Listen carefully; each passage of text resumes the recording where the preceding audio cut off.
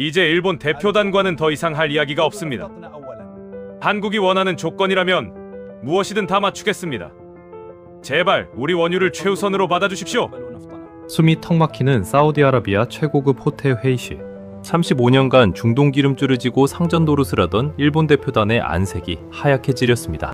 영원한 갑일 줄 알았던 일본을 향해 6개국 수장들이 일제히 등을 돌리고 정작 달라고 요구하지도 않은 한국에게 105조 원 규모의 공급권을 쥐어주며 애원하는 믿지 못할 광경이 벌어진 것이죠. 하루아침에 국가의 에너지 생명줄이 끊기게 된 일본 관료들은 망연자실에 고개를 떨굴 수밖에 없었습니다.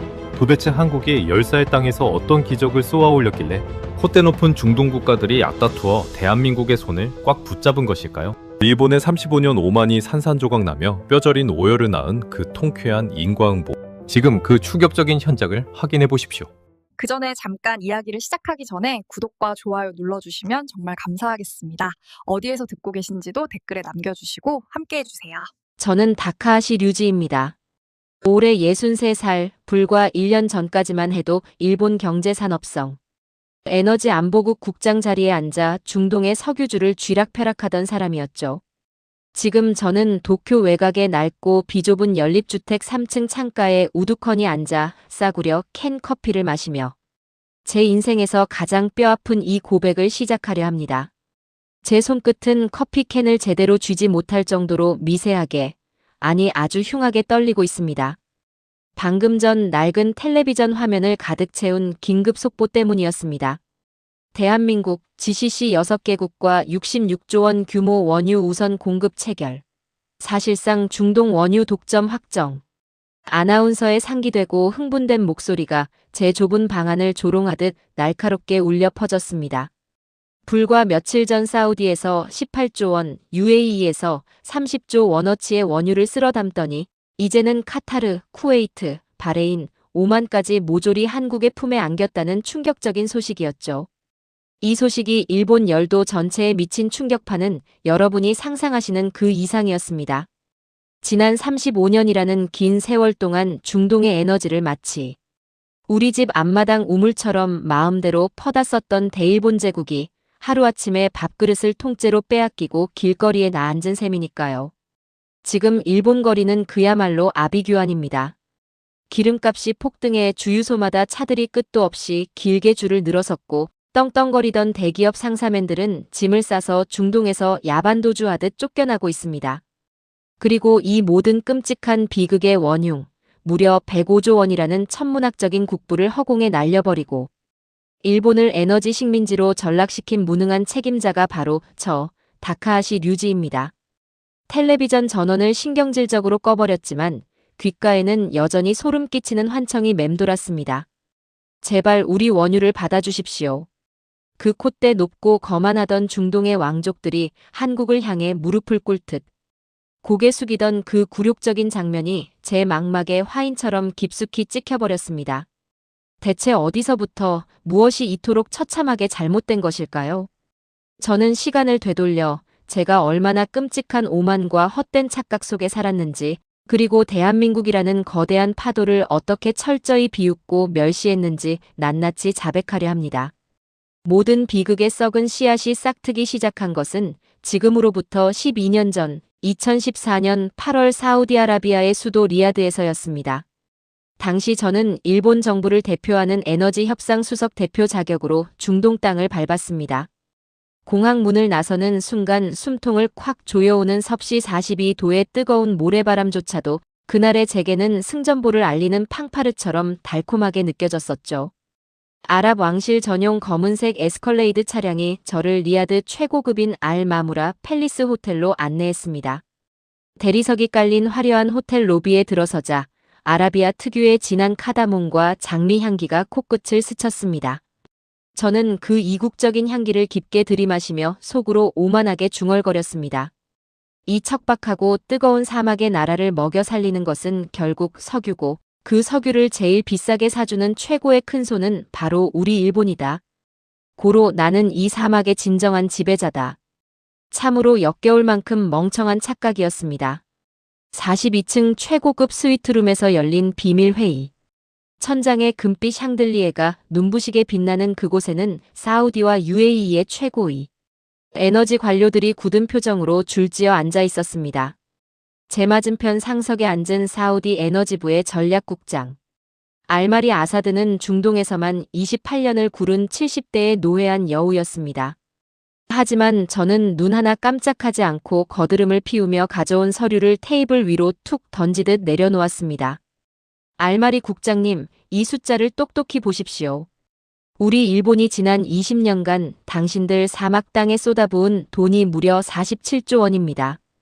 최고급 정유 플랜트 56개를 우리가 우리 기술로 지어줬고 아시아 전역에 당신들 기름을 팔아주는 유통망도 오직 일본 상사들의 몫이죠.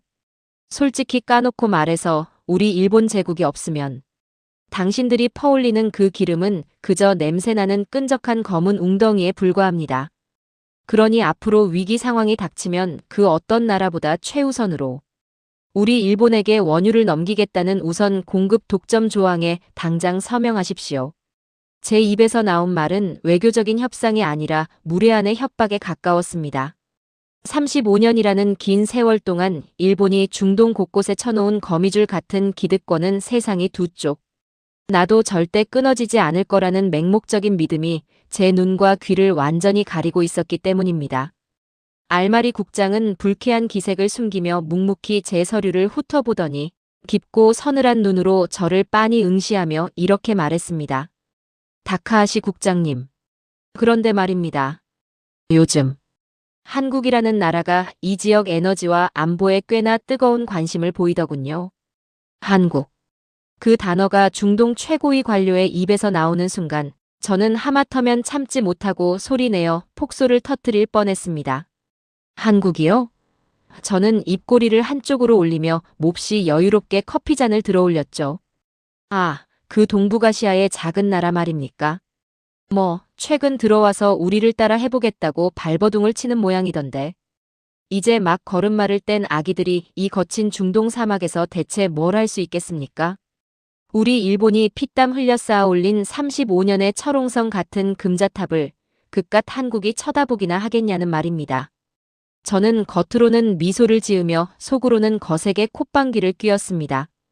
당시 한국은 중동 에너지 시장에서 감히 일본의 발끝에도 미치지 못하는 아주 초라하고 미미한 존재라고 굳게 믿어 의심치 않았으니까요. 하지만 그것은 제 인생을 파멸로 몰고 간 최악의 치명적인 오판이었습니다. 알마리 국장의 그 짧은 언급은 가벼운 인사치레가 아니라 우리 일본을 향해 던진 아주 매서운 최후 통첩이었습니다. 너희가 계속 이런 식으로 우리를 무시하고 오만하게 군다면 우리에게는 한국이라는 새롭고 강력한 진짜 대안이 있다. 이 뜻을 멍청한 저는 전혀 알아차리지 못한 채 그저 일본의 압도적인 위세에 눌려 알마리 국장이 헛소리를 한다고 가볍게 치부해버린 것이죠. 제 오만함이 하늘을 찌르다 못해 우주를 뚫을 기세로 팽창했던 것은 2018년. 도쿄에서 열린 일본 사우디 에너지 협력 25주년 기념 최고위 만찬장이었습니다. 수천 개의 크리스털 전구가 별빛처럼 쏟아지는 아카사카의 최고급 호텔 연회장에서 저는 중동의 장관들과 값비싼 샴페인 잔을 부딪히며 호탕하게 웃고 있었습니다. 그때 제 오른팔이던 부하 직원이 다가와 제 귀에 대고 조심스레 소곤거리더군요. 국장님, 저기 행사장 입구 쪽에 한국 대사관 직원들이 왔다가 초청장이 없어 쫓겨났습니다. 안을 부러운 듯 기웃거리다 돌아가더라고요. 그 보고를 듣는 순간 저는 통쾌함에 배를 잡고 낄낄거렸습니다. 하하, 꼴 좋군. 똑똑히 지켜보라고 해. 이 화려하고 압도적인 만찬장이 바로 대일본 제국이 35년간 사막에서 쌓아온 권력과 부의 상징이다. 주제도 모르고 덤비는 한국 놈들은 저 밖에서 우리가 남긴 고기 냄새나 맡으며 침이나 흘리라고 해. 그날 밤의 성공과 우월감에 흠뻑 도취된 저는 며칠 뒤 외교 무대에서 절대 넘어서는 안 될 선을 가볍게 넘어버리고 말았습니다. UAE와 카타르를 향해 아주 무례하고 일방적인 계약 재협상을 통보한 것이죠. 앞으로 일본에 넘기는 액화천 연가스 가격을 지금보다 3% 더 깎으십시오. 그리고 우리가 주는 정유 기술 이전 범위는 15% 대폭 줄이겠습니다. 명백히 상대방의 자존심을 짓밟고 피를 빨아먹겠다는 굴욕적인 조건이었습니다. 하지만 놀랍게도 중동 국가들은 단 한마디의 항의나 군말 없이 제 요구를 고스란히 수용했습니다. 그들의 굴욕적인 서명이 찍힌 서류를 받아들며 저는 책상을 내리치며 쾌재를 불렀죠. 역시 내 예상이 한치도 틀리지 않았어. 이 사막의 촌놈들은 우리 일본의 자본과 기술 없이는 단 하루도 숨을 쉴 수 없는 완벽한 호구들이야. 시키면 시키는 대로 엎드리는구나. 하지만 중동은 호구가 아니었습니다. 그들은 피눈물을 삼키며 단지 때를 기다리고 있었을 뿐입니다. 25년이라는 오랜 관계를 단박에 끊어낼 명분이 아직 부족했기에 뼈를 깎는 굴욕을 견디며 뒤에서 조용히 일본의 목을 칠칼을 갈고 있었던 겁니다. 그리고 그들이 그 차갑고 끔찍한 인내의 시간을 버틸 수 있었던 가장 결정적인 이유는 바로 그들의 시선 끝에 대한민국이라는 거대하고 눈부신 새로운 희망이 아주 단단하게 뿌리를 내리고 있었기 때문이었습니다. 2018년 바로 그해 일본이 멍청하게 샴페인을 터뜨리며 중동의 등골을 빼먹을 얄팍한 궁리를 하던 바로 그 운명의 시간. 한국은 우리가 상상조차 하지 못한 완전히 다른 차원의 전략으로 중동의 뜨거운 심장부를 향해 성큼성큼 걸어 들어가고 있었습니다. 제 밑에서 일하던 날카로운 정보 분석관 모리타가 땀범벅이 된 채 두꺼운 기밀 보고서를 들고 제 집무실 문을 박차고 들어온 것은 바로 그 무렵이었습니다. 국장님, 큰일 났습니다. 한국이 심상치 않습니다. 한국 정부가 UAE에 천궁 2호라는 최첨단 지대공 방어 미사일 체계를 통째로 수출하려고 본격적인 마쿠 협상에 돌입했다고 합니다. 무려 4조 원이 훌쩍 넘는 초대형 계약입니다. 숨을 헐떡이며 얼굴이 하얗게 질린 모리타를 향해 저는 미간을 팍 찌푸리며 짜증을 냈습니다. 시끄러워. 망산. 무기 파는 게 도대체 우리 에너지 안보국이랑 무슨 상관이야? 에너지는 에너지, 무기는 무기지. 한국 놈들이 사막 모래밭에 미사일 몇 개 꽂아준다고 그 짠돌이 중동 놈들이 귀한 기름을 공짜로 줄 것 같아? 쓸데없는 휴지. 조각 같은 보고서로 내 금쪽 같은 시간 뺏지 말고 당장 나가. 저는 모리타가 며칠 밤을 새워 목숨 걸고 작성한 한국의 중동 방산 진출 동향 보고서를 눈앞에서 보란듯이 갈기갈기 찢어버린 뒤 휴지통에 거칠게 처박아 버렸습니다. 그것이 일본의 105조 원을 날려버린 얼마나 멍청하고 소름 끼치는 자의 행위였는지 그때의 저는 짐작조차 하지 못했죠. 방산으로 안보를 지켜주고 그 굳건한 신뢰를 바탕으로 에너지를 확보한다. 이 두 가지를 완벽하게 융합하여 중동의 하늘과 땅을 동시에 지배하려는 대한민국의 무섭고도 치밀한 백년 대계가 이미 사막 아래서 완성되어 가고 있었다는 사실을 말입니다. 제가 헛된 오만에 찌들어 푹신한 소파에 기대어 고급 와인을 홀짝이는 동안 한국의 피 끓는 기술자들과 협상가들은 섭씨 50도를 오르내리는 중동의 모래 폭풍을 정면으로 맞으며 사막의 밤하늘을 향해 기적의 미사일을 쏘아 올릴 준비를 묵묵히 끝마치고 있었습니다. 제가 갈기갈기 찢어 휴지통에 처박아 버린 그 종이 조각들은 훗날 제 숨통을 서서히 조여오는 교수대의 밧줄이 되었습니다. 그리고 마침내 숨막히는 사막의 칠흑 같은 밤하늘을 무자비하게 찢어버릴 듯한 엄청난 굉음과 함께 대한민국이 쏘아 올린 그 찬란한 기적이 전 세계 앞에 그 압도적인 실체를 드러내는 순간이 시시각각 다가오고 있었습니다. 칠흑 같은 사막의 밤하늘을 갈기갈기 찢어버린 그 엄청난 굉음은 수천 킬로미터나 떨어진 도쿄의 제 집무실 귓전까지 고스란히 뚫고 들어오는 듯 했습니다. 2022년 1월의 어느 서늘하고 잿빛 구름이 잔뜩 낀 화요일 아침이었습니다. 저는 도쿄 경제산업성 7층의 아늑한 집무실 창밖으로 바쁘게 돌아가는 회색빛 도시를 여유롭게 내려다보며 간 내린 최고급 에티오피아 원두커피의 향을 음미하고 있었죠. 제 귓가에는 우아하고 평화로운 베토벤의 피아노 선율이 잔잔하게 흐르고 있었습니다. 그때 제 마음은 35년이라는 세월 동안 일본이 겹겹이 쌓아 올린 거대한 기득권의 성벽 안에서 한없이 평온하고 또 한편으로는 오만하기 짝이 없었습니다. 거친 사막의 모래바람 따위는 영원히 재번쩍이는 구두. 발끝조차 더럽히지 못할 거라는 맹목적인 믿음에 깊이 취해 있었던 겁니다. 그런데 바로 그 완벽했던 고요함을 산산조각 내며 거친 파열음과 함께 정보 분석관 모리타가 집무실 문을 부술듯이 열어젖히며 뛰어들어왔습니다. 평소 상사의 부름이 없이는, 그리고 정중한 노크 없이는 절대 제 방 문턱을 넘지 않던 그 철두철미하고 냉장고 같던 녀석이 말입니다. 그날따라 모리타는 창백하게 질린 이마에 굵은 식은땀을 비 오듯 흘리고 있었고 숨이 턱끝까지 차올라 어깨를 들썩이며 헐떡이고 있었습니다. 단단히 이성을 잃은 모습이더군요. 국장님, 당장 이 긴급 속보를 보셔야 합니다.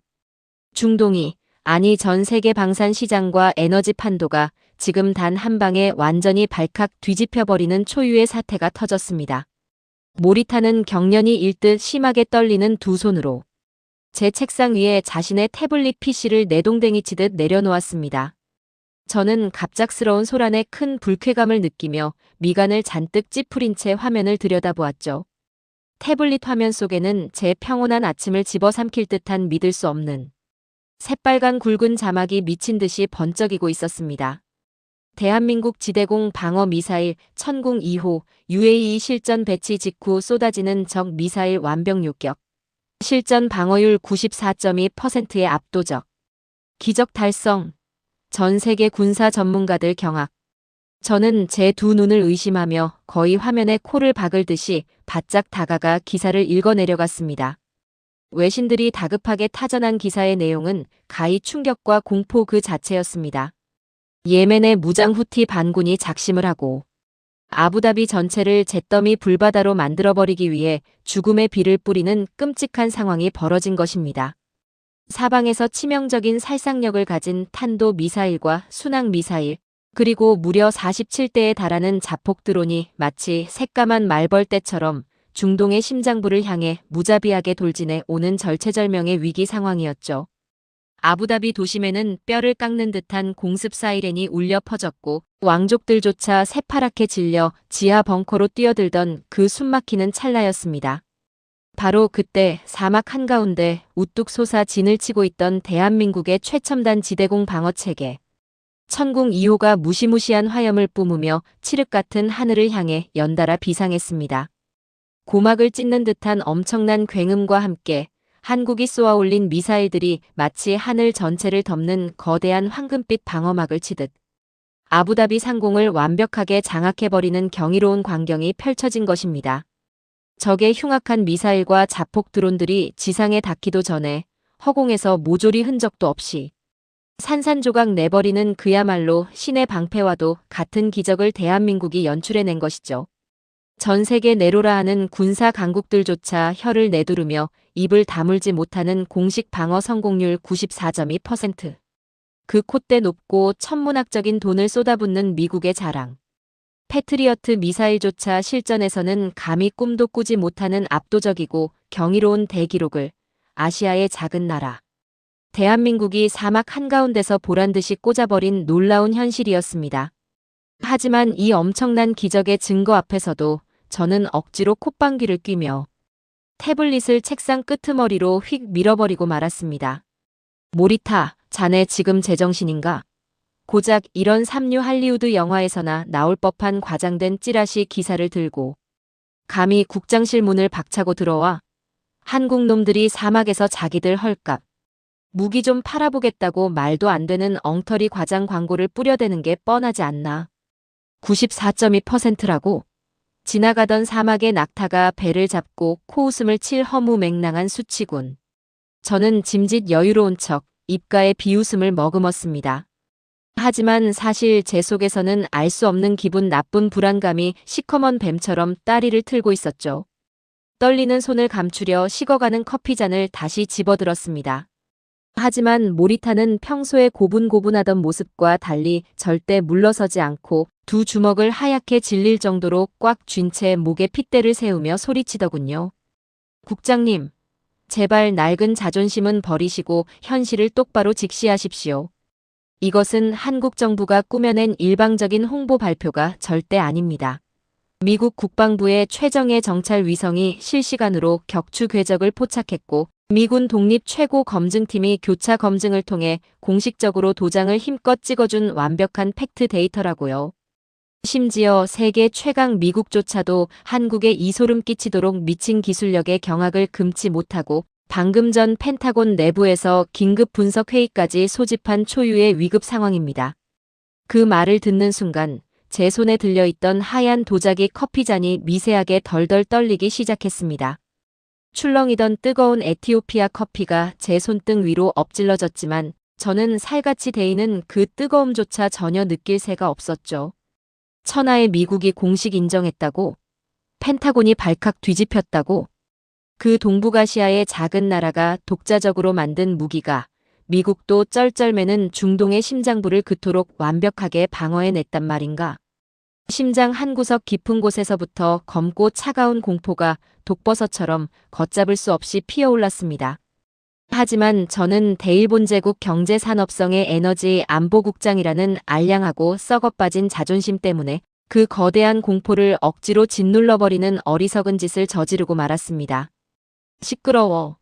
감히 내 앞에서 누굴 훈계하려 드는 건가.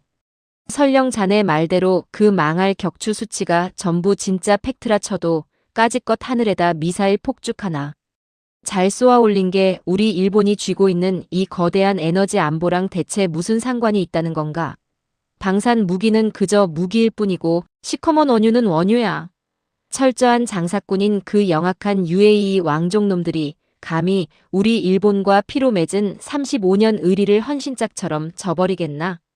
고작 하늘 뚫는 요격 미사일 몇 발 쏴줬다고 한국놈들에게 굽신거리며 자기들 생명 같은 기름을 퍼주기라도 할 줄 아느냔 말이다. 당장 이 불온서적 같은 보고서 치우고 내 방에서 썩 나가. 저는 핏발선 눈으로 소리를 냅다 지르며 모리타가 떨리는 손으로 내민 천궁. 2호 상세 분석 기밀 보고서를 신경질적으로 낚아챘습니다. 그리고는 제 책상 서랍 맨 밑바닥, 가장 어두운 곳에 거칠게 쑤셔 박아버렸죠. 육중한 철제 서랍을 3개 닫아버리는 그 둔탁한 소리가 사실은 대일본 제국의 105조 원짜리 거대한 경제. 관짝의 마지막 굵은 대못을 무자비하게 박아버리는 파멸의 종소리라는 것을 멍청한 저는 꿈에도 알지 못했습니다.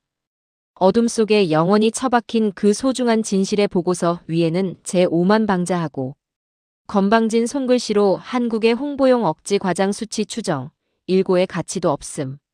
향후 재검토 절대 불필요라는 새빨간 사망선고 딱지가 비참하게 붙어 있었죠.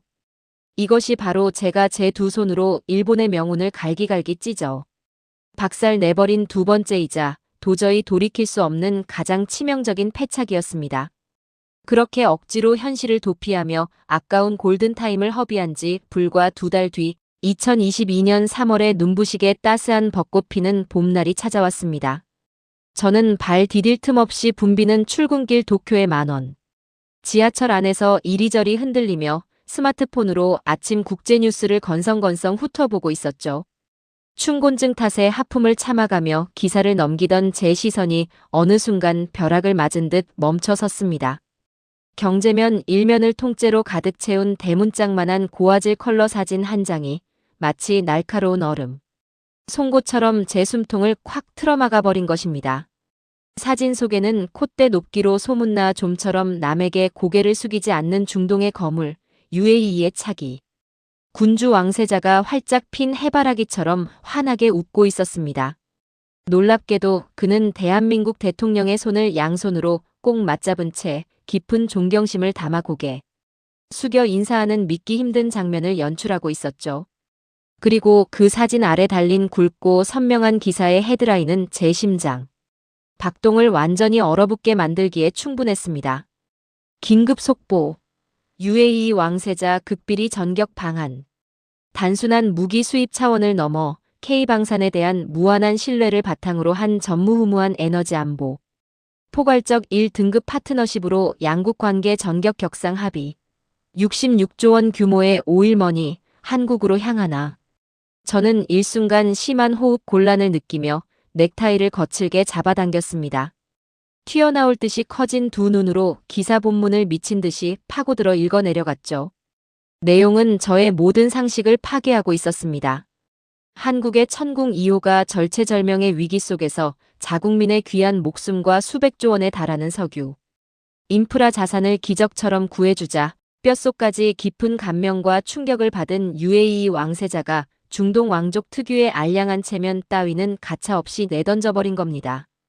그 길로 직접 전용기를 몰아 서울로 날아가 상상을 초월하는 엄청난 선물. 보따리를 한국의 발밑에 융단처럼 깔아주고 있었던 것이죠. 그것은 단순히 미사일 몇 개 사가는 수준의 장사꾼 노름이 아니었습니다. 국가의 명운과 영토 안보를 통째로 책임지는 최우선 방어. 혈맹국으로 대한민국을 전 세계 앞에 당당히 선포한 것이죠. 나아가 그 압도적인 생명의 은혜에 보답하기 위해 자국의 가장 귀한 핏줄이나 다름없는 막대한 원유. 우선 공급망과 정유 인프라 독점권까지 통째로 한국의 품에 안겨주려 한다는 모골이 송연해지는 내용이었습니다. 이건 말도 안 돼. 세상에 어떻게 이런 미친 일이 벌어질 수 있단 말인가. 만원 지하철 안에서 저도 모르게 절망에 찬 신음이 짐승처럼 입 밖으로 새어나왔습니다. 주변 사람들이 이상한 눈으로 저를 쳐다보았지만 부끄러움조차 느낄 수 없었죠. 중동의 왕족들이란 본디 철저한 이익과 계산 아래 움직이는 냉혹한 상인들입니다.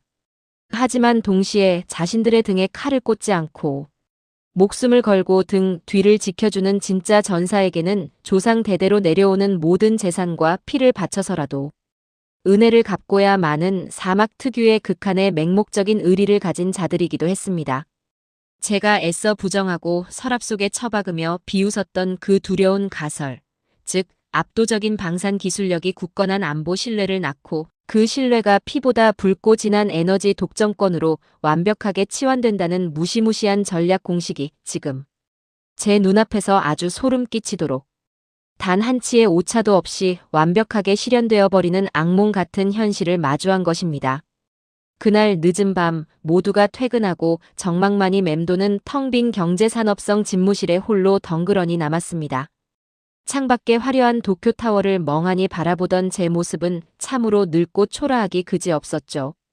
수천 개의 붉은 조명이 보석처럼 반짝이는 도쿄의 밤하늘은 35년 전 제가 처음 이 부처에 발을 들였을 때나 지금이나 여전히 매혹적이었습니다. 하지만 최고급 맞춤형 정장 셔츠를 흠뻑 적시는 제 등줄기에서는 마치 얼음장같이 차갑고 끈적한 식은땀이 폭포수처럼 쏟아져 내리고 있었죠. 불현듯 제 복잡하게 얽힌 머릿속을 찢고 3년 전인 2019년에 벌어졌던 그 지옥 같았던 호르무즈 해협. 전쟁 위기 사건이 날카로운 비수처럼 스치고 지나갔습니다. 당시 이란과 미국의 군사적 충돌이 극단으로 치달으며 당장 내일이라도 3차 세계대전이 터질 듯 중동 전역의 핏빛 전쟁의 공포가 짙게 드리웠던 그 숨막히는 시기 말입니다. 바다를 건너는 유조선들이 공격을 받고 하늘엔 언제 미사일이 날아다닐지 모르는 일촉즉발의 상황이었습니다. 그때 세계 최고의 선진국이라 자부하며 중동에서 가장 많은 이권을 누리고 있던 우리 일본 정부와 엘리트 관료들은 과연 어떤 비열한 선택을 했었을까요? 부끄럽게도 일본 외무성은 사태가 터지자마자 가장 먼저 중동에 진출한 자국 기업들에게 공문을 띄웠습니다. 국가 간의 신의보다 돈이 먼저고 돈보다는 당신들의 목숨이 먼저다. 하던 일 모두 내팽개치고 당장 짐을 싸서 도망치라는 긴급 대피령을 최우선으로 내려버린 겁니다. 비겁함의 극치를 전 세계에 떳떳하게 보여준 것이죠. 지시가 떨어지기 무섭게 일본에 내로라 하는 대기업. 상사맨들은 넥타이를 풀어 해친 채 앞다투어 공항으로 달려갔습니다. 아랍 현지인들과 여성, 아이들마저 밀쳐내고 첫 비행기 표를 구하겠다고 짐승처럼 아우성을 쳤죠. 마치 구멍난 침몰하는 배에서 쥐떼들이 가장 먼저 살겠다고 헤엄쳐 도망치듯 파트너들을 버려두고 야반도주하는 그 아비규환의 치욕스러운 현장이 바로 우리 일본의 민낯이었습니다.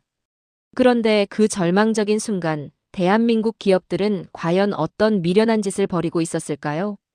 폭탄이 언제 내 정수리 위로 떨어질지 모르는 끔찍한 공포, 살을 찢는 듯한 날카로운 공습. 사이렌 소리가 24시간 내내 울려 퍼지는 그 생지옥 같은 사막의 거대한 정유. 공장 한가운데에 무려 143개나 되는 대한민국의 굵직한 기업들이 한치의 물러섬이나 흔들림 없이 돌부처처럼 꿋꿋하게 자신들의 자리를 지키고 서 있었습니다. 방탄조끼를 겹겹이 껴입고 딱딱하게 굳은 비상식량을 씹어 삼키면서도 중동 현지 파트너들과 맺은 납기일 약속 하나를 지켜내기 위해 시커먼 원유, 기름때를 온몸에 뒤집어 쓴 채 불철주야 공장 파이프라인을 돌렸죠. 한국인들의 그 무식하리만큼 지독한 투혼과 의리가 차갑게 얼어붙어 있던 사막. 왕족들의 굳은 심장을 뒤흔들어 버린 것입니다.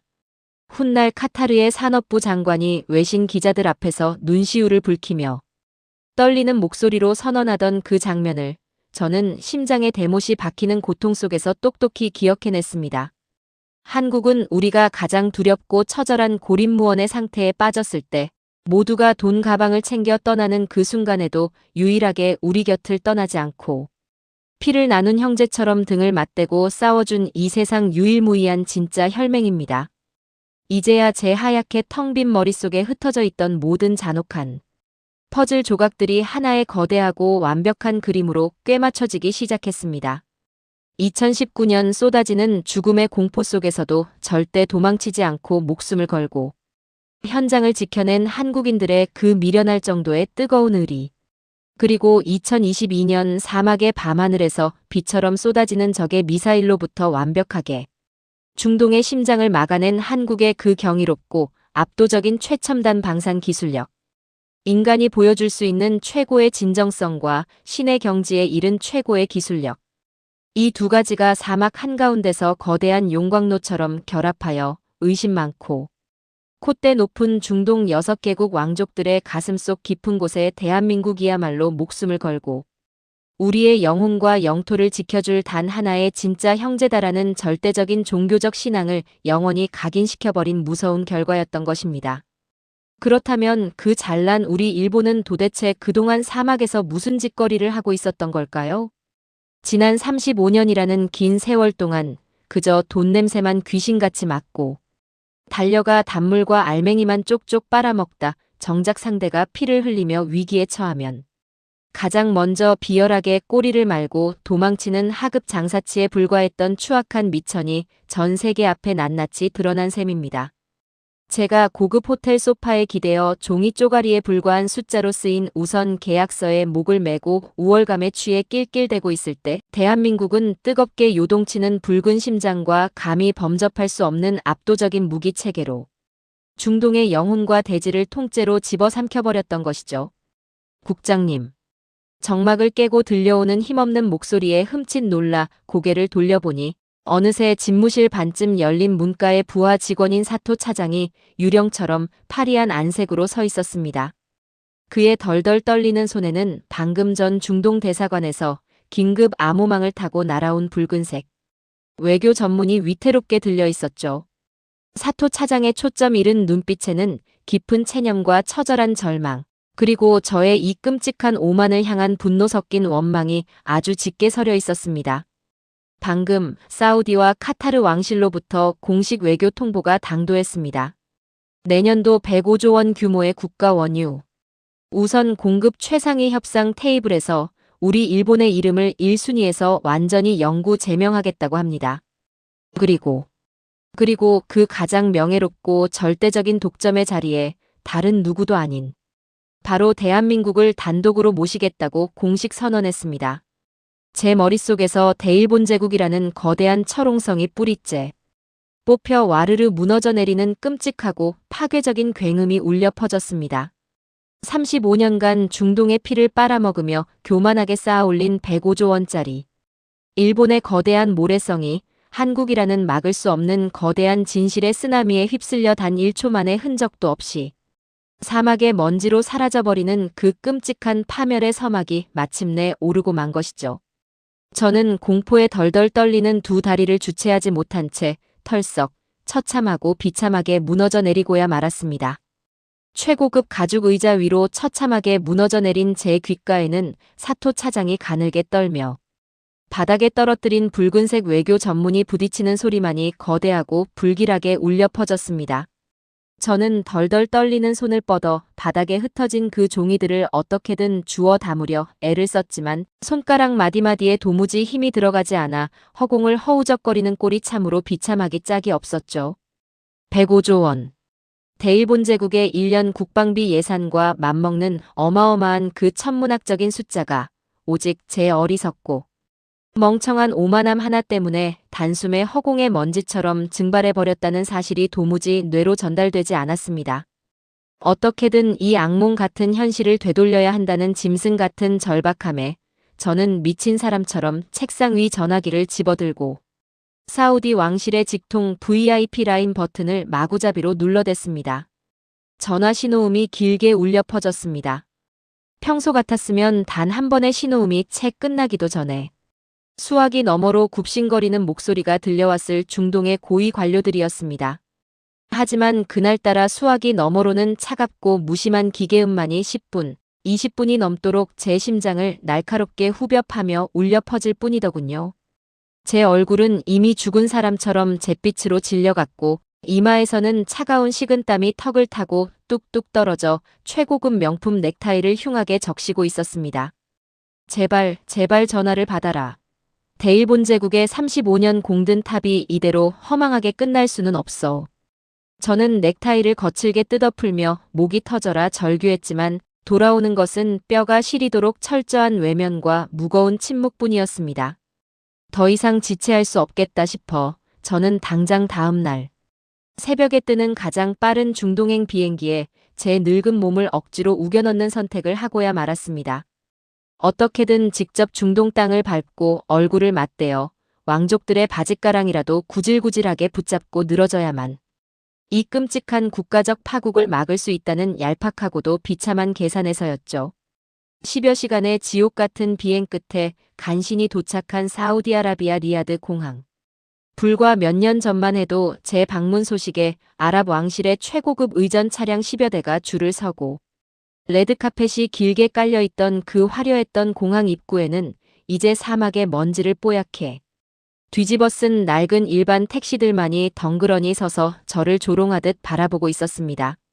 철저하게 내쳐졌다는 끔찍한 굴욕감에 입술에서 피가 나도록 꽉 깨물며 알 마무라 팰리스 호텔로 향하는 제 뒷모습은 마치 도살장으로 질질 끌려가는 늙고 병든 짐승과도 다를 바가 없었죠. 호텔 대리석 로비에 들어서자마자 저는 체면 따위는 모두 던져버리고 사우디 에너지부 장관과의 긴급 면담을 구걸하듯 요청했습니다. 제발 단 5분, 아니 1분만이라도 좋으니 장관님을 뵙게 해주십시오. 35년. 직이 오랜 친구로서 국가의 명운을 걸고 꼭 드릴 말씀이 있습니다. 저는 예전에 콧대 높고 거만하던 일본 경제산업성 안보국장의 알량한 체면 따위는 진작에 시궁창에 내다버린 채 로비 안내 데스크의 새파란 말단 직원에게 고개를 푹 조아리며 애원하는 참으로 처량한 신세로 전락하고 만 것입니다. 하지만 그 아랍 직원들은 제게 따뜻한 차 한 잔 내어주지 않은 채 차갑고 경멸 어린 눈빛으로 저를 위아래로 훑어보더군요. 장관님께서는 현재 우리 왕실에서 가장 중요하게 모시는 최우선 국빈과의 일정으로 인해 도무지 시간을 내실 수 없습니다. 저기 구석 대기실에서 무작정 밤을 새워 기다리시든가 아니면 그냥 일본으로 얌전히 돌아가십시오. 그들은 매몰차게 저를 볕도 들지 않는 구석에 좁고 차가운 대기실로 쓰레기처럼 밀어 넣어버렸습니다. 그렇게 살을 애는 듯한 지독한 에어컨 바람 속에서 시원한 물 한 모금 얻어 마시지 못한 채 무려 5시간을 벌벌 떨며 기다렸습니다. 그 시간은 제게 있어 숨통을 서서히 조이는 사형장과도 같았습니다. 바로 그때였습니다. 굳게 닫혀있던 로비 중앙 스위트룸의 육중한 황금빛 문이 활짝 열리며 사우디의 최고 실권자인 에너지부 장관과 고위 왕족들이 만면에 한박웃음을 띤 채 누군가를 극진히 배웅하며 걸어 나오는 모습이 제 퀭한 눈에 들어왔습니다. 그 거만한 중동의 수장들이 허리가 땅에 닿을 듯이 굽신거리며 깍듯이 모시고 나오는 그 대단한 최우선 국빈의 정체. 그들의 얼굴을 확인한 순간 저는 심장이 멎어버릴 듯한 엄청난 충격에 다리에 힘이 풀려 그 자리에 털썩 주저앉고 말았습니다. 그들은 바로 가슴에 자랑스러운 태극기 배지를 선명하게 단 대한민국 정부와 굴지의 기업 대표단이었습니다. 사우디 장관은 한국 수석 대표의 손을 양손으로 꽉 부여잡고는 마치 세상을 다 얻은 어린아이처럼 감격스러운 목소리로 로비가 떠나가라 외치고 있었죠. 오늘 한국 측에서 제안하신 조건은 두 번 들을 필요조차 없이 완벽 그 자체입니다. 아니, 오히려 저희 사우디가 혜택을 더 얹어드리겠습니다. 우리 사우디 땅에서 뿜어져 나오는 원유는 이제 세상이 두 쪽. 나도 무조건 대한민국이 영순위입니다. 제발, 제발 저희 원유를 먼저 가장 많이 가져가 주십시오. 정작 한국 대표단은 아쉬울 것이 없다는 듯 원유를 구걸하거나 매달리기는커녕 그저 몹시 여유롭고 기품 있는 미소를 지으며 우리 측 최고 기술진들과 설비 일정을 다시 한번 긍정적으로 조율해 보겠습니다라며 무덤덤하게 화답할 뿐이었습니다.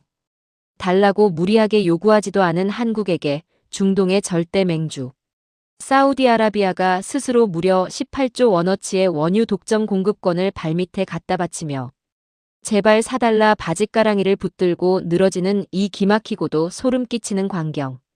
35년이라는 긴 세월 동안 중동에서 감히 넘볼 수 없는 상전 노릇을 하던 저로서는 도무지 이 비현실적인 사태를 어떻게 받아들여야 할지 뇌가 하얗게 마비되어 버리고 말았습니다.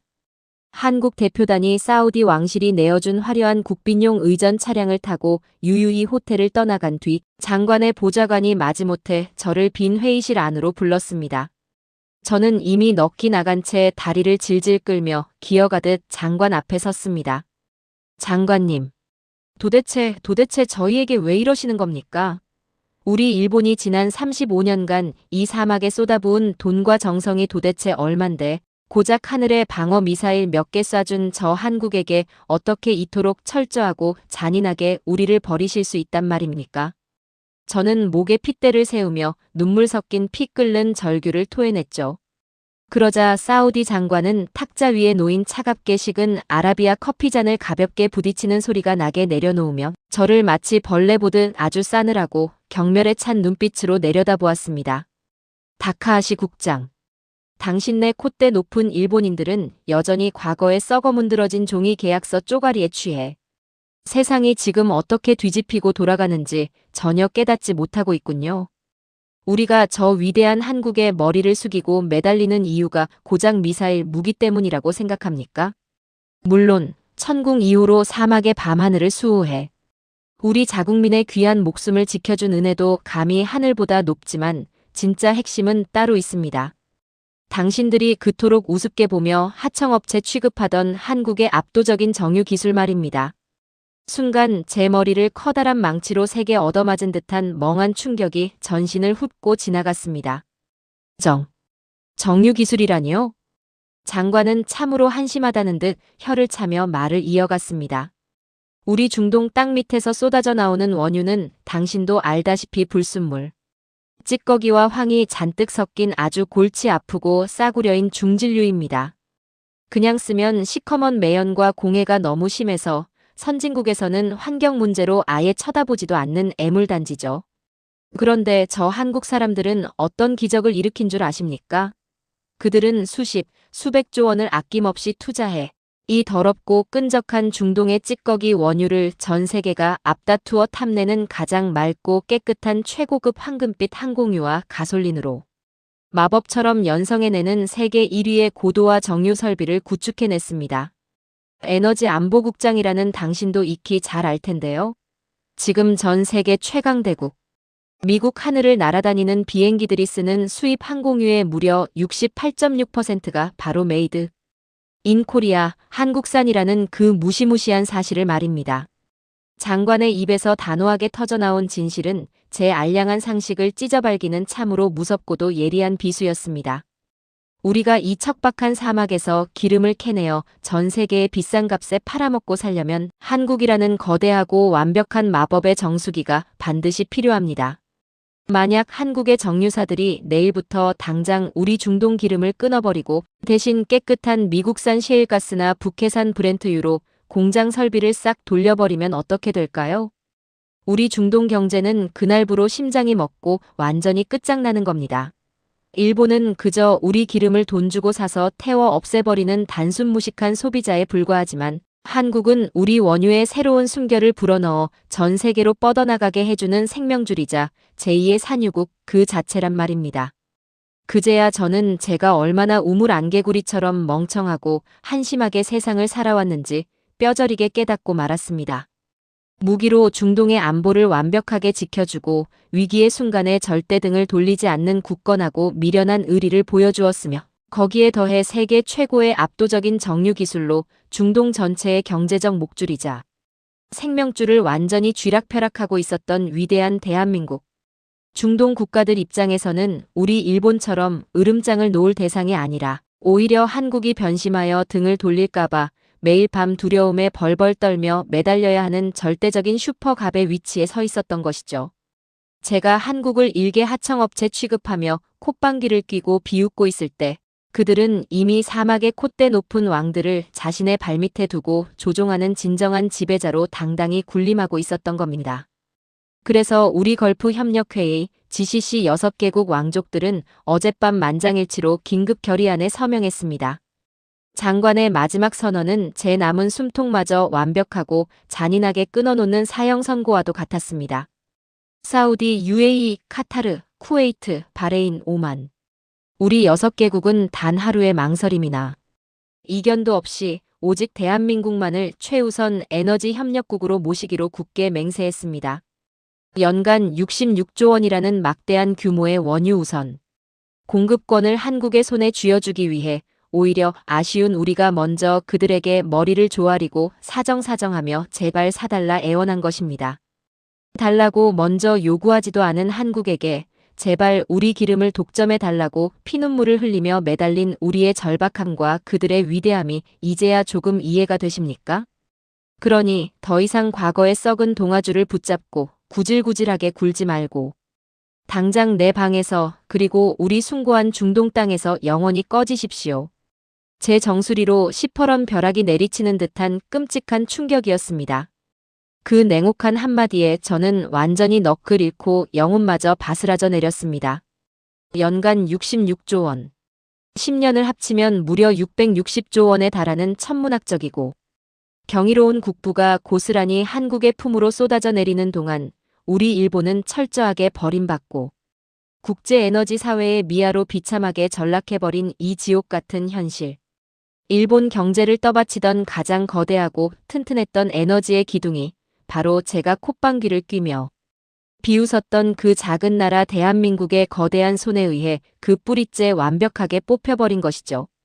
우람한 아랍 경호원들의 거친 손길에 짐짝처럼 이끌려 화려한 호텔 회의실 밖으로 내동댕이 쳐진 저는 섭씨 40도를 훌쩍 넘는 뜨거운 사막의 모래바닥에 엎드려 짐승처럼 서럽게 울부짖었습니다. 아, 도대체 내가 무슨 미친 짓을 저지른 건가? 대일본 제국의 명운을 내 이 두 손으로 내 알량한 새치 혀로 산산조각 내버렸구나.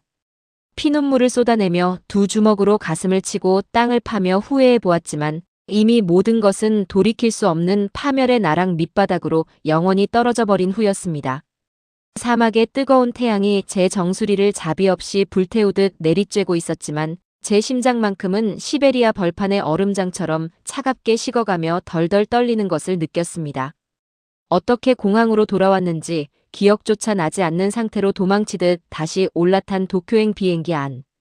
저는 비행기 창밖의 어두운 구름을 멍하니 바라보며 극심한 스트레스에 연신 헛구역질을 해대는 비참한 신세가 되어버렸죠. 하얗게 질린 머릿속에서는 계속해서 한국 대표단의 그 여유롭고 당당하던 승리자의 미소와 거만하던 중동 장관들이 마치 하인처럼 그들 앞에 무릎 꿇듯 굽신거리던 충격적인 잔상들이 끔찍한 악몽처럼 무한 반복 재생되고 있었습니다. 지난 35년간 우리가 그토록 애지중지하며 공들여 쌓아 올렸다고 굳게 믿어 의심치 않았던 신뢰와 기득권이라는 것이 사실 한국이라는 압도적인 기술력과 끓는 진정성 앞에서는 한낮 바람 앞에 촛불처럼 우습게 꺼져버릴 수 있는 허상에 불과했다는 진실이 저를 벼랑 끝으로 거칠게 등 떠밀고 있었죠.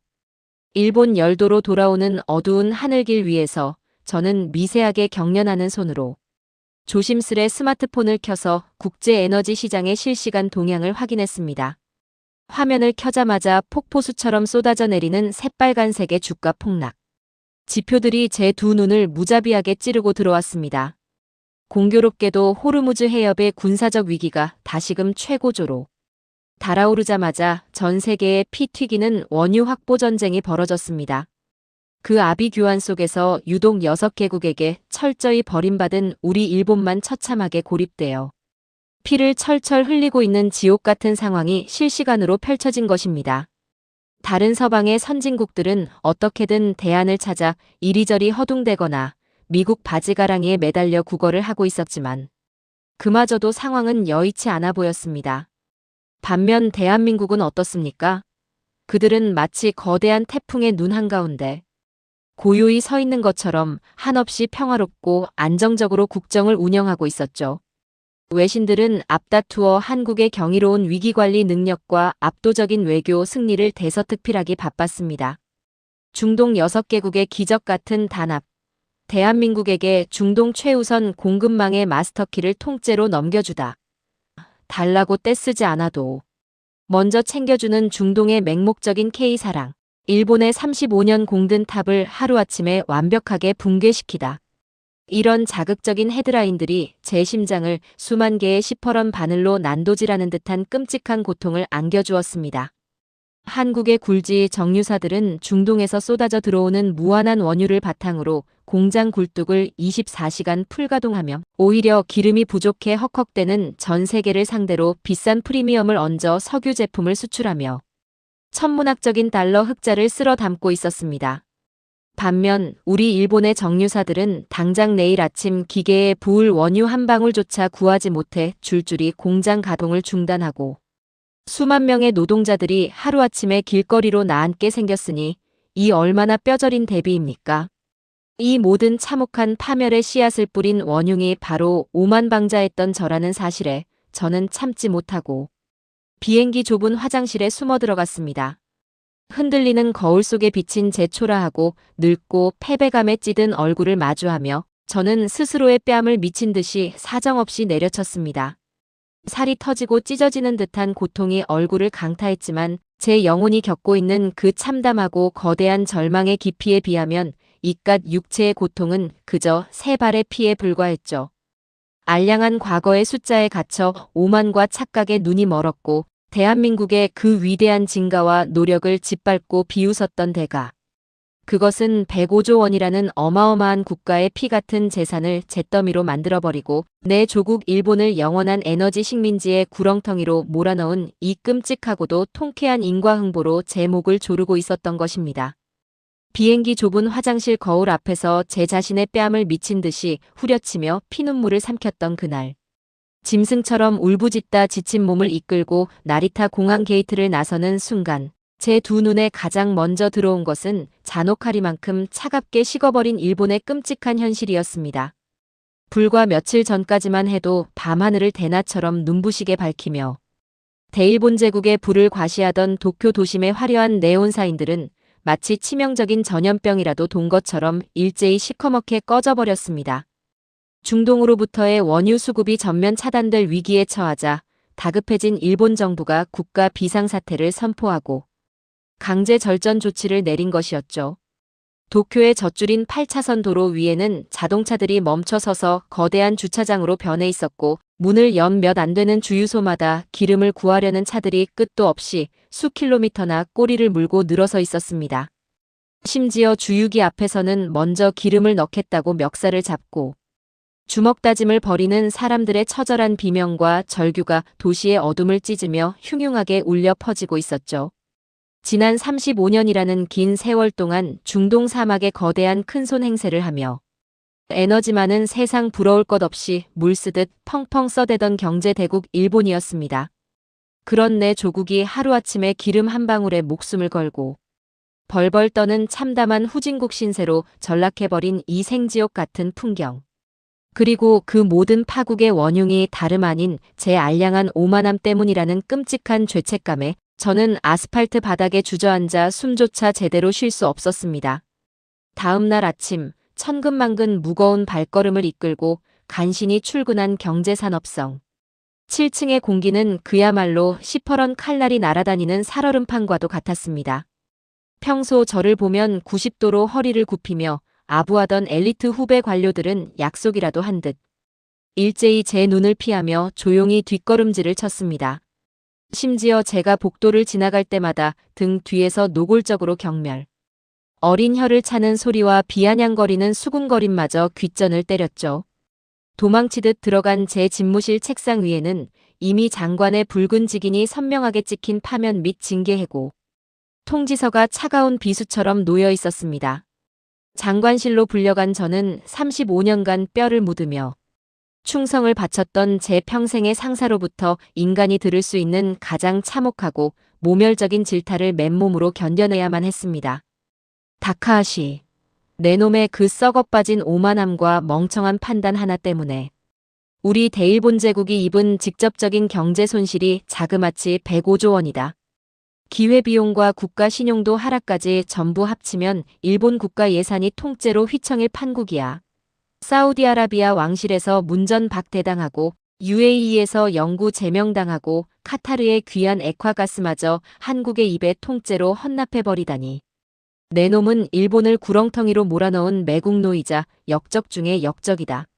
당장 내 목에 걸린 그 출입증을 바닥에 내놓고 2번 다시 이 건물 반경 1km 이내에는 얼씬도 하지 마라. 장관의 불호령이 천둥처럼 떨어지는 동안 저는 그저 사시나무 떨듯 벌벌 떨며 무릎을 꿇고 굵은 눈물만 뚝뚝 흘릴 뿐이었습니다. 단 한마디의 구차한 변명조차 입 밖으로 꺼낼 자격이 없었으니까요. 작은 종이 상자 하나에 초라한 개인 짐을 싸서 쫓겨나듯 집무실을 나서는 제 등 뒤로 제가 그토록 핍박하고 윽박질렀던 정보분석관 모리타와 사토 차장의 차가운 시선이 꽂히는 것을 뼈저리게 느꼈습니다. 그들의 슬프고도 분노에 찬 눈빛은 제게 이렇게 말하고 있었죠. 우리가 그렇게 한국의 무서운 잠재력을 조심해야 한다고, 그들의 진정성과 압도적인 기술력을 제발 직시해야 한다고 피를 토하며 경고했거늘 결국 당신의 그 구제불능인 교만이 이 끔찍한 사달을 내고야 말았군요. 저는 그들의 시선을 도저히 견디지 못하고 도망치듯 건물 밖으로 빠져나와 차가운 도쿄의 아스팔트 바닥 위를 정처 없이 걷고 또 걸었습니다.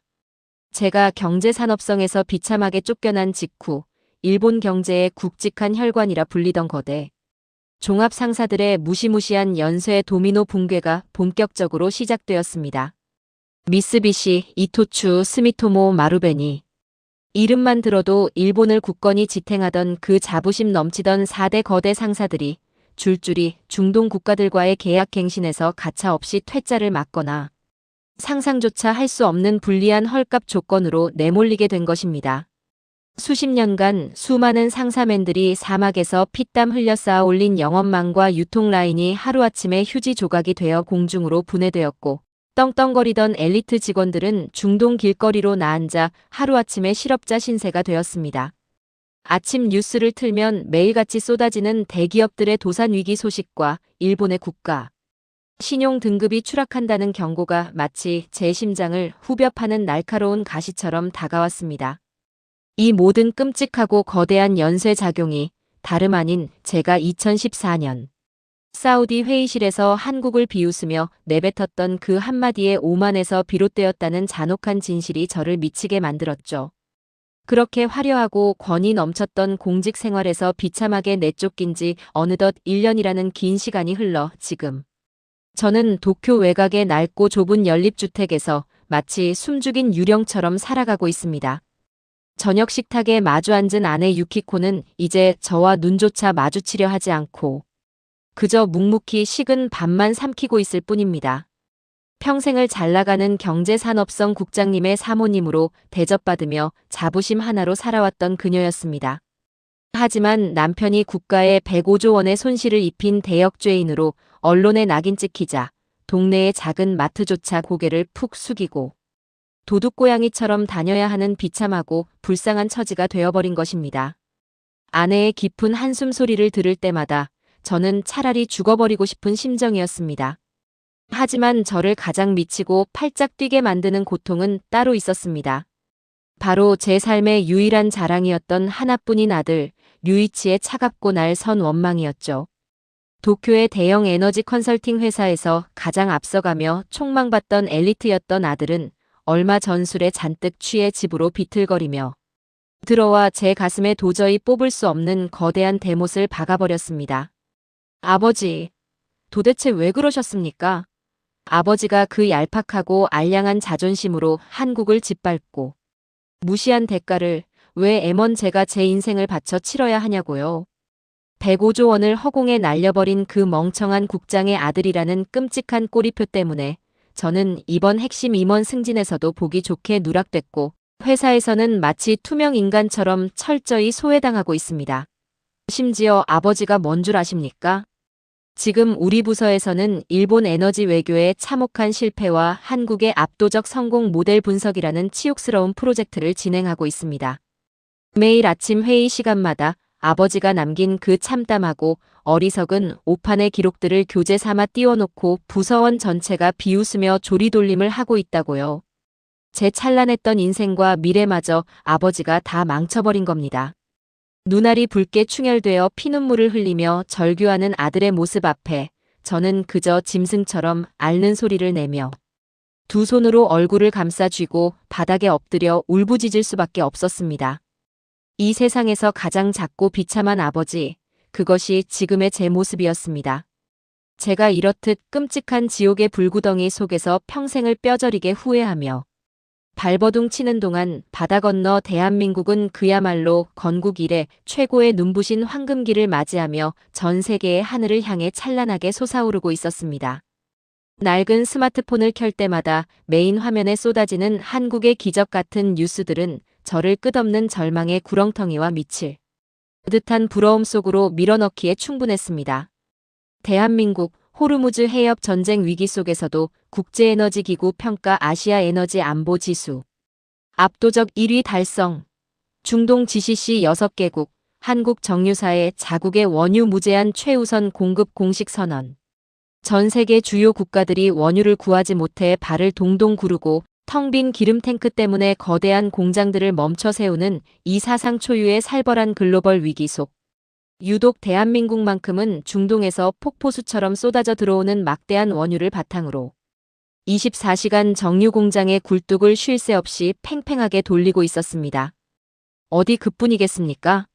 한국은 그 압도적인 세계 1위의 고도화 설비로 중동의 찌꺼기 원유를 가공해내어 최고급 항공유와 맑은 경유, 가솔린으로 마법처럼 둔갑시켰습니다.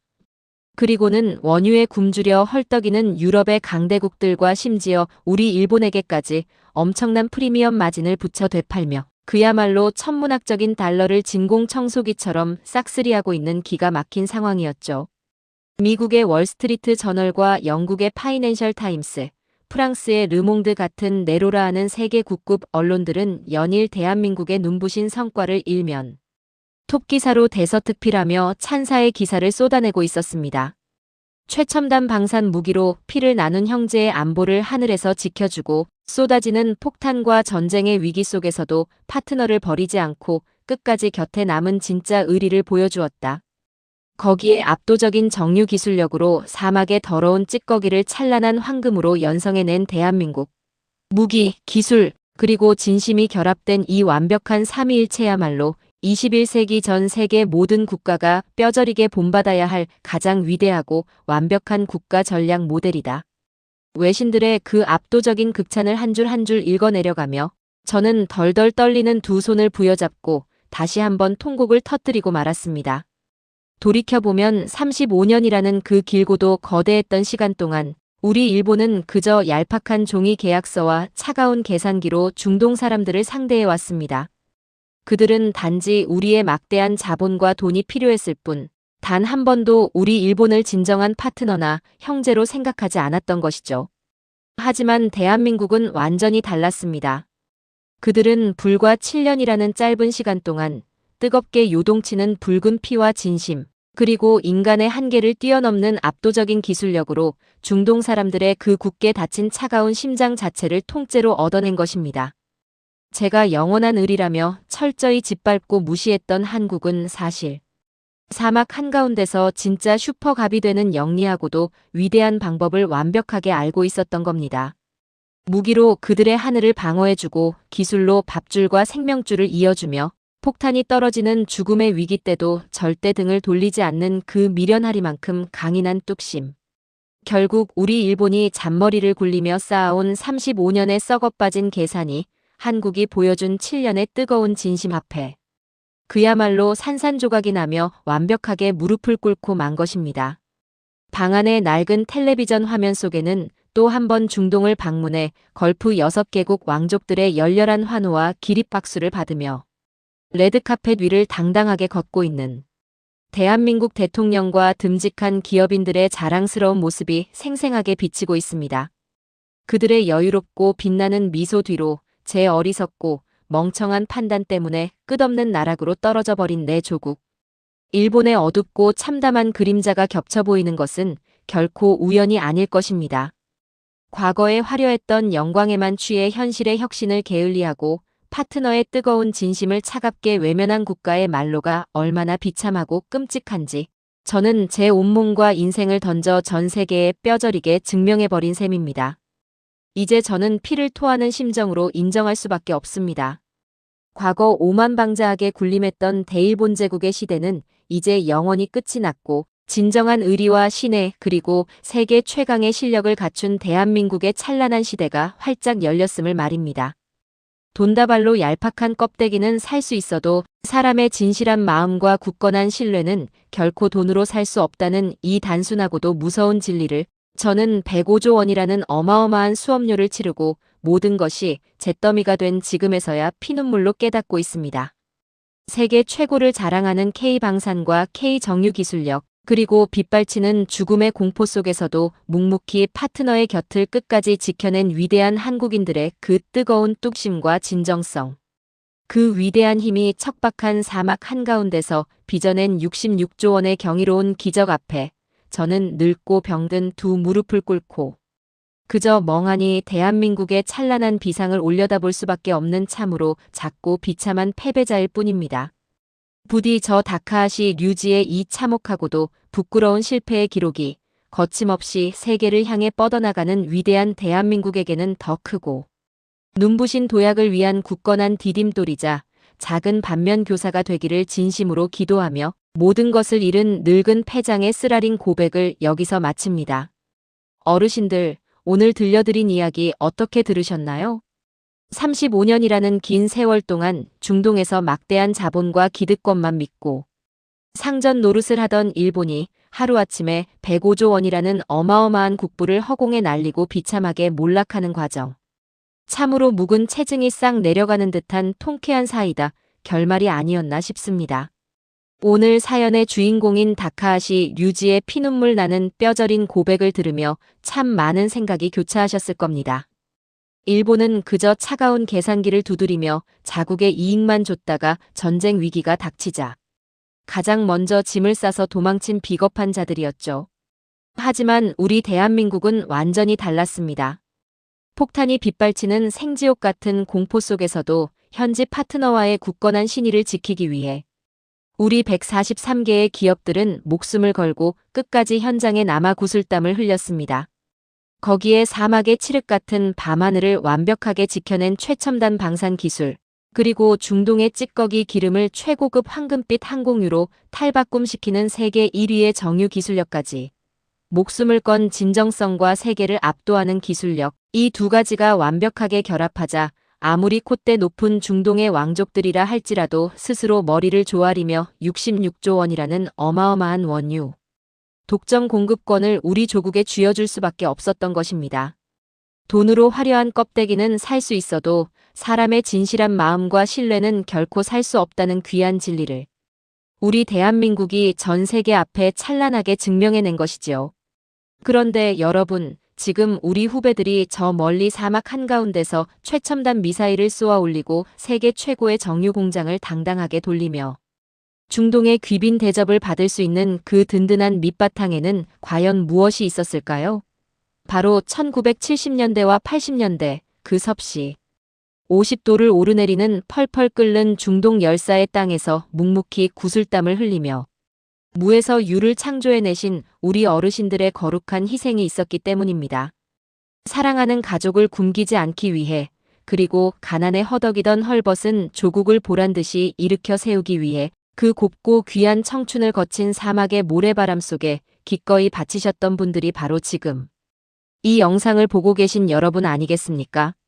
한국인은 한 번 맺은 약속은 하늘이 두 쪽 나도 반드시 지킨다는 그 지독한 책임감과 투혼. 오늘날 중동 사람들이 입을 모아 찬양하는 대한민국의 그 을이라는 이름의 위대한 유산은 다름 아닌 우리 어르신들의 굳은 살 박인 거친 두 손과 구분 등에서 가장 먼저 싹을 틔운 것입니다. 오늘날 전 세계가 우러러보는 이 눈부시고 찬란한 대한민국의 국격을 일구어내신 어르신들의 피땀. 어린 노고와 헌신에 다시 한번 두 손 모아 깊이 고개 숙여 진심으로 감사의 인사를 올립니다. 어르신들이 사막에 흘리신 눈물과 땀방울 하나하나가 모여 지금의 막강한 대한민국을 만든 가장 튼튼한 주춧돌이 되었습니다. 오늘 정성껏 준비해 들려드린 이 통쾌하고 뭉클한 사연이 쉼없이 달려오신 어르신들의 고단했던 삶의 한 줄기 따뜻한 위로와 가슴 벅찬 자부심이 되었기를 간절히 소망합니다. 오늘 이야기가 가슴속 꽉 막힌 응어리를 시원하게 뻥 뚫어주었다면 화면 아래에 있는 구독과 좋아요 버튼을 한 번씩 꾹 눌러주시기를 부탁드립니다. 여러분이 잊지 않고 보내주시는 따뜻한 응원과 사랑이 이 채널을 굳건히 지탱하고 더 훌륭한 사연을 찾아 밤낮 없이 뛰게 만드는 가장 큰 원동력이 된답니다. 또한 혹시 예전에 중동 건설 현장에서 직접 피땀 흘리셨던 자랑스러운 경험이 있으시거나 혹은 그 시절의 생생하고 값진 기억을 간직하고 계신 분들이 있다면 댓글로 그 귀한 삶의 지혜와 추억을 자유롭게 나누어 주세요. 어르신들이 정성스레 남겨주시는 한 줄 한 줄의 댓글이 우리 후배들에게는 돈 주고도 살 수 없는 훌륭하고 살아있는 역사의 교과서이자 배움이 될 것입니다. 저 역시 한 분 한 분의 소중한 이야기에 깊이 귀 기울이며 감사한 마음으로 읽겠습니다. 어느덧 오늘 하루도 뉘엿뉘엿 저물어가고 있습니다. 험난한 세상 풍파 속에서 가족의 울타리를 건사하시고 각자의 삶의 터전에서 묵묵히 책임을 다하시느라 오늘도 참으로 고생 많으셨습니다.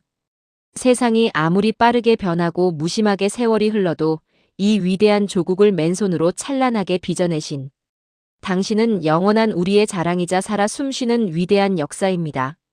거친 날씨에 식사 거르지 마시고 늘 건강 먼저 챙기시길 바라며 오늘 밤도 근심 걱정 내려놓으시고 편안하고 따뜻한 밤 보내시기를 기원합니다. 저는 다음 시간에도 어르신들의 굽은 어깨를 활짝 쫙 펴드리고 가슴을 뜨겁게 달궈줄 더 벅차고 감동적인 사연을 한가득 품고 다시 찾아뵙겠습니다. 진심으로 감사합니다.